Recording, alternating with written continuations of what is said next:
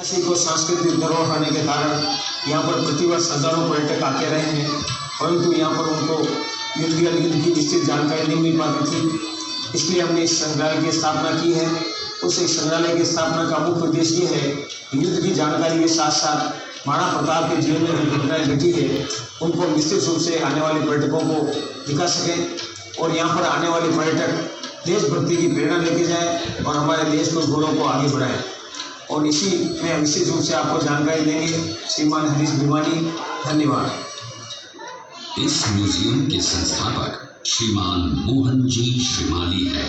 उन्होंने वरिष्ठ अध्यापक की नौकरी से स्वेच्छा सेवानिवृत्ति लेकर अपनी पैतृक भूमि पर इस संग्रहालय का निर्माण करवाया और मुख्य सहयोगी उनकी पत्नी श्रीमती विमला देवी श्रीमाली इनके साथ कंधे से कंधा मिलाकर चली। इस सपने को साकार करने के लिए उन्होंने अपना सब कुछ न्योछावर कर दिया। 18 जून 1576 ईस्वी को हल्दी घाटी का घमासान युद्ध हुआ था। ये युद्ध केवल एक दिन का था, जो मेवाड़ के राजा महाराणा प्रताप एवं मुगल अकबर की सेना के मध्य हुआ था।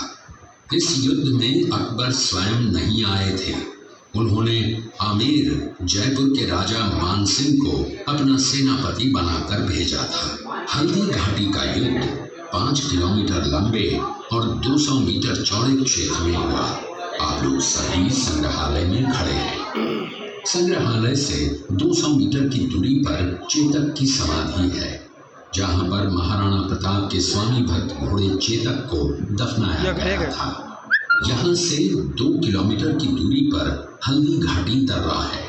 इस दर्रे की विशेषता है कि यहाँ की प्राकृतिक मिट्टी व पत्थरों का रंग हल्दी जैसे पीले रंग का है। इस दर्रे के चारों तरफ महाराणा प्रताप की भील आदिवासी सेना राणा पूंजा के नेतृत्व में तैनात थी। ये सेना तीर, भाले, पत्थर चलाने में कुशल थी। यहाँ से 1 किलोमीटर की दूरी पर शाही बाग है, जिसमें मुगल सेना का पड़ाव था। मुगल सेना 18 जून 1576 ईस्वी को प्रातः सूर्योदय के साथ मेवाड़ की राजधानी गोगुंदा की तरफ आगे बढ़ने लगी, तो उन पर महाराणा प्रताप की सेनाओं ने आक्रमण किया और उनसे गोरिल्ला पद्धति से युद्ध किया। ये आक्रमण इतना तेज था कि जिससे मुगल सेना में भगदड़ मच गई।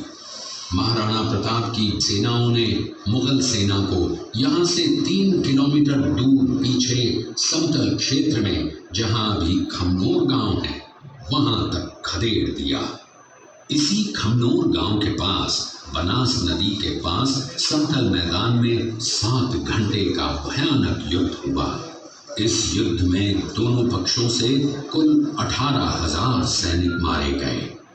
जब ये युद्ध समाप्त हुआ तो वहां पर मानसूनी बरसात हुई और वहां पर कटी हुई लाशें और खून ने पानी में मिलकर एक तलाई का रूप ले लिया। इतिहासकारों ने इस तलाई को रक्त तलाई का नाम दिया। इस युद्ध में ग्वालियर का एक पूरा राज्य है। जब ये युद्ध समाप्त हुआ तो वहां पर मानसूनी बरसात हुई और वहां पर कटी हुई लाशें और खून ने पानी में मिलकर एक तलाई का रूप ले लिया। इतिहासकारों ने इस तलाई को रक्त तलाई का नाम दिया। इस युद्ध में ग्वालियर का एक पूरा राज परिवार, जिसमें राजा रामशाह तंवर और उनके दोनों पुत्र थे, शहीद हो गया। यहीं पर एक बगीचा बनाया हुआ है और जो इस युद्ध में शहीद हुए थे उनके स्मारक इसी बाग में बने हुए हैं। इस लड़ाई की विस्तृत जानकारी आपको एक फिल्म के द्वारा दी जाएगी। आप जब इस कक्ष में सब कुछ देख चुके होंगे तब ये फिल्म और लाइव व साउंड शो शुरू होंगे। तब तक के लिए धन्यवाद।